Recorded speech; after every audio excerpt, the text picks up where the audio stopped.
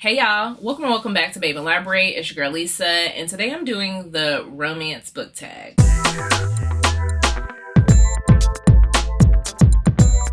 When I saw Ray from Ad Bookmark Chronicles do this, I was like, yeah, I've got to answer for every one of those prompts. Let me go ahead and do this video myself because I love romance. Now, I'll read historical fiction, I will read thriller, I will read fantasy, but romance is where my heart lies. And so this tag is calling me. Everything was smooth and easy with the exception of the first question, which I have it on my phone here. First romance you remember reading. My memory is trash. So I don't remember a lot back in, 2000 when I first got my library card, but I'm going to say it had to be an Eric Jerome Dickey book. Like, I thought I was going to say Fly Girl by Omar Tyree, but I'm pretty sure that this is not romance. I think this is urban fiction. So I'm going to say Eric Jerome Dickey. It was not Milk in My Coffee, but it's probably like Cheaters, or it's probably like Friends to Lovers, which makes a lot of sense why those two tropes definitely fit in my reading realm. The last romance you read, I recall reading Kay Shanae's Desire, which is probably the most recent book.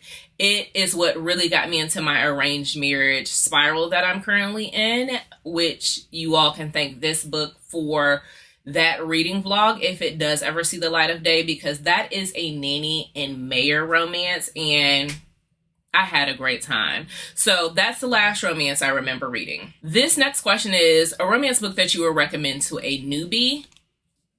Get a Life, Chloe Brown by Talia Hibbert.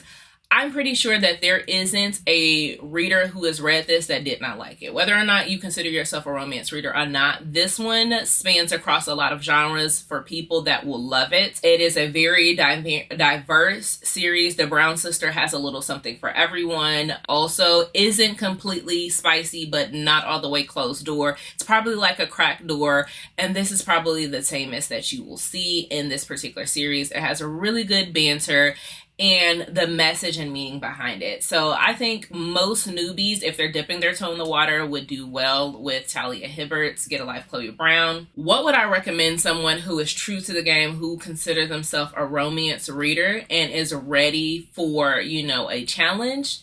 A Worthy Love by A.E. Valdez. Now, this one here, the reason why I say that is because, one, it's a chunker. Like, this has got to be every bit of 500 pages. And for that, you really have to be, committed to reading romance, that you can stick it through and see the long haul. Most people are going to be like, I ain't got that type of time.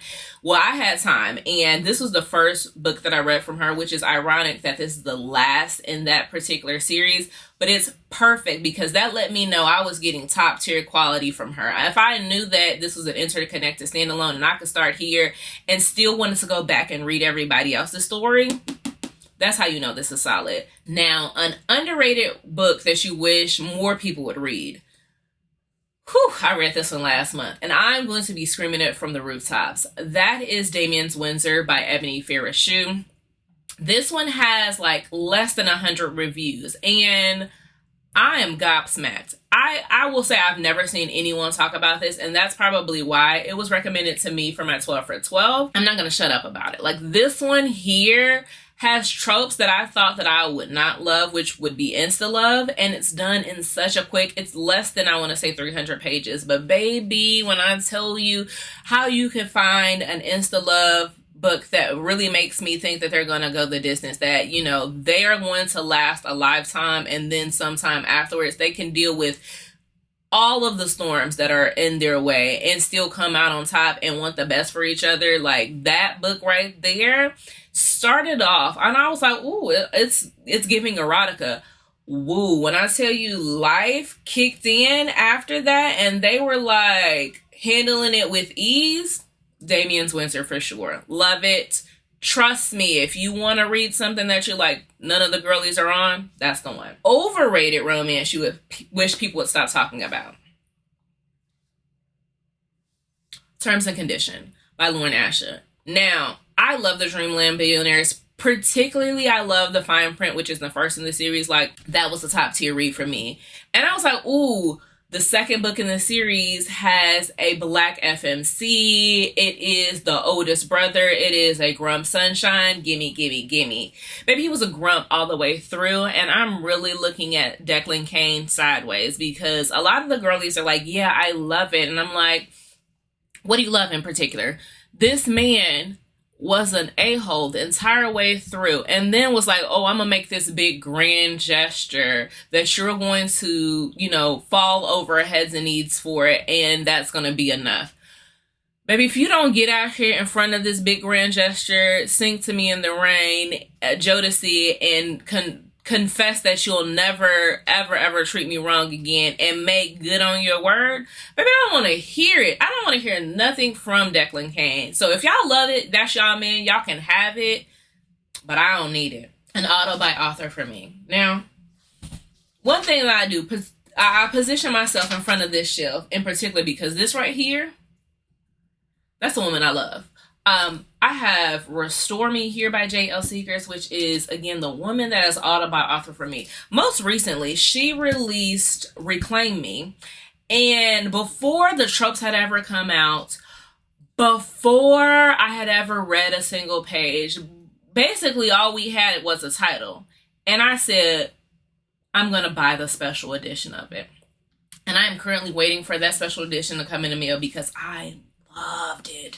Like, I absolutely loved it so much that I felt that Reclaim Me can be put in another spot in this video, which I will be talking about here shortly. But just know that if J.L. Seekers writes it, maybe I'm gonna read it. She could talk about writing a grocery list, and I would say, she said ground beef. I know that that beef is grounded. Like, it is dealing with, you know, some deep-seated rooted issues. Like, that is what I am giving for her shopping list, and I'm gonna buy it. Your favorite trope. Favorite trope. It's got to be second chance. Now, I also love Hurt Comfort, and I could talk to I'm blue in the face about Hurt Comfort, but I'm gonna go with second chance, which is truly one of the favorite tropes that I've had for a while. What is the best book that I own that I could think of with second chance? I'm gonna say 7 Days in June by Tia Williams.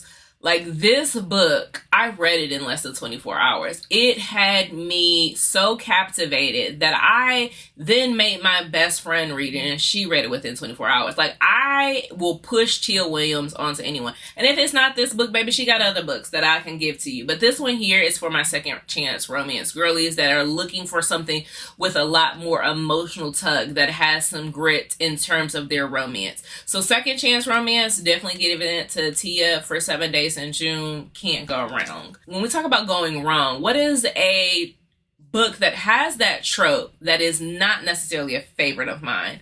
I'm going to say Maya Ariel's When I Think of You. This wasn't a bad book. However, it was very mid. And I came in with the expectation that, ooh, it's second chance.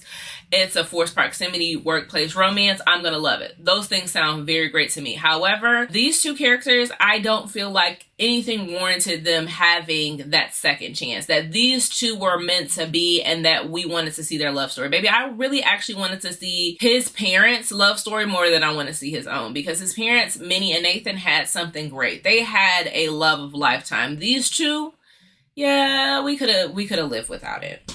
A book from an author that I have since abandoned. Now, I missed this one because I probably know that it just was out of my mind. Sarah Janet Maas. Now, Sarah is in my business. Sarah Janet was that girly for me back in 2017 when I started reading her books, and I was like devouring them whole. This is a chunker. I no longer have the time nor the interest, and I understand that this is a series and this is an author that is going to be around for a long time because people continuously find her books. However, I have since abandoned her, and I'm moving on to greener pastures. Nothing wrong with those that are just finding out. It's just I've been there, I've done that. I don't need to do it again. Your most hated trope. I'm going to say that is going to be a love triangle. I'm not a fan. Pick a side, choose a side, whatever which one you go with. If that doesn't work out for you, boomerang and come back to the other person and hope that they still want you. Like, that's what I feel. Don't hem and haw about which one I'm going to choose. Choose somebody and figure it out. At this point, I don't have that type of time to donate to figuring out playing the game on both sides. It's just not, it's never been my speed. And so while I don't like that trope, I also haven't read a book by that trope that I feel like I would like. But if I did, I'm hoping that it would be Even If It Hurts by Marnie Mann. A lot of people say that this is probably their best love triangle that they've read, and I'm hopeful that's the reason why I purchased this. So I'm going to read this eventually once I feel the mood strike me to have an emotional book that has this particular trope. But until then, I don't really have a book that I think is my favorite. But I will tell you, going back to J.L. Seegers, she did write a secret baby trope, which is a trope that I do not like. That is what Reclaim Me is, and it's 5 stars. Like, this woman is an auto-buy for a reason, because she could write anything, the things that I hate, and I'd be like, well, maybe I'm a liar. Maybe I don't actually hate it. Maybe I just thought I did. The next question is your favorite problematic. Like, I'm going to say author that is problematic, but the book that I love by them is Nicola Yoon, Instruction for Dancing. Now, I don't know it offhand, but I do know that her most recent release is supposed to be extremely problematic. It is a Black woman that is very much writing anti-Blackness into her books, and I'm like, ooh, I'm not going to touch that with a 10-foot pole. However, Instruction for Dancing, I'm going to keep this one close to the chest. I'm going to protect it. You and your adult romance, please don't come over here. I'm going to stick with your young adult because, again, in this arena, you're good and golden with me. But when you get into that adult romance and you start talking about anti-Blackness in writing, baby, just hang it up. Put the pen down. You've done enough. We're good. Thanks, love. The next book is a book that everyone else loved that has you scratching your head. Now, I'm going to put this up here. And I hope that y'all are kind to me in the comments, because everybody is loving this book right now. And I love this author, but I'm not loving the book nor the romance. Curvy Girl Summer just didn't do it for me. I realize it's not me and me alone. I thought by everybody's recommendations on the internet that this was going to be, you know, tea. And this one, I just didn't see it for either character. One character was gaslighting and very problematic. The other one was acting oblivious and delusional and jumping into things. And they really didn't necessarily need to be together. They could have just been friends and we would have just been fine. He could have put her on to one of his homeboys and we would have been golden. But Danielle decides to make a relationship out of it, and I could just respect that. So that's where I am. It's not a favorite of mine. Your famous romance Landia person. I'm going to give you Izzy from Happily for Now. Everything that they read and they recommend is usually something that's going to be added onto my TBR. And I love watching their contents. I love the way in which they go into depth. And I love just their entire aura and their energy. So if you're looking for a booktuber that has a heavily romance backlist, read them. A place you go for recommendation or reviews, I'm going to say on the Instagram side, Mika from The Plan Is to Be Booked. We Read Smut is an account that I love to follow. A romance cover you love. Taken to Raxia. Like, this perfection. I happily promote this on my shows every time. I know it's romance reading, monster romance, and not everybody loves it, but they are absolutely gorgeous to me. A book that you've read more than twice. Jasmine Guillory, The Date. This is one of the books that I would read annually, every single year, like clockwork. And I have not read it this year, nor did I read it last year, so you know what that means? Time to read it. A book that reminds you of yourself with a character. Michaela from Worth It by Lady Marie. Like, I resonate with her so much in the fact that she had focused on her career for so long. She didn't necessarily feel like she needed a partner. And so she started to go to weddings and see that everyone was saying there was something that was missing, and she felt like complete and whole until she met her person, which is the romance story that I want, right? I want someone to, you know, effortlessly glide into my life, and that we match and mirror, and that they can just bring the best out of me. And that's what we got in Worth It. So when I tell you Michaela is that gal for me, this is the person that probably resonates the most with me. Let's talk about the best romance audiobook. Set by Alexandria House. This one is a novella. It's quick. It has my two favorite authors, Wesley Siobhan and Jacoby DM. It is scrumdiddlyumptious, just like the man on this cover. Set is my husband. When I tell you, this was where I was like, ooh, these two, in terms of narrators, is untouchable. And it proves to be so in Set. Loved it. Your favorite or best rom-com or romance movie? I'm going to say that is going to be either The Bodyguard, because Kevin Costner and Whitney Houston, absolute perfection. Or I'm going to go with A Proposal, which Sandra Bullock and Ryan Reynolds. I can watch both of those movies over and over and over again and never get tired. My favorite FMC. My girl Sloane from Defensive Stand by Keisha Thompson. She's a Spitfire. She's going to ride for her man. She's going to ride her man like, I love Sloane. Down, deep. Wish her had her on my team. Like, this woman here, from start to finish, I'ma stand beside. Favorite FMC. My man, Ron Martin.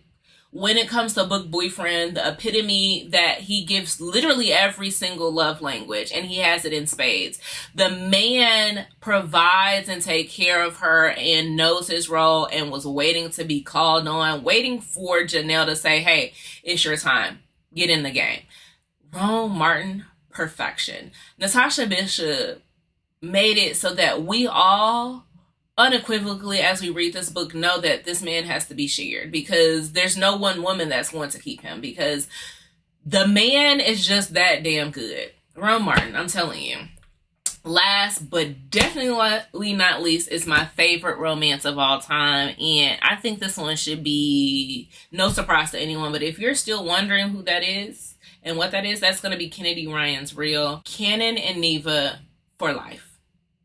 So that ends my recommendation for my romance tag. Do me a favor, leave me a movie reel, a film, something that lets me know that you too love Real. And if you want to do this tag, I'm going to again leave a picture of the image in the information down below.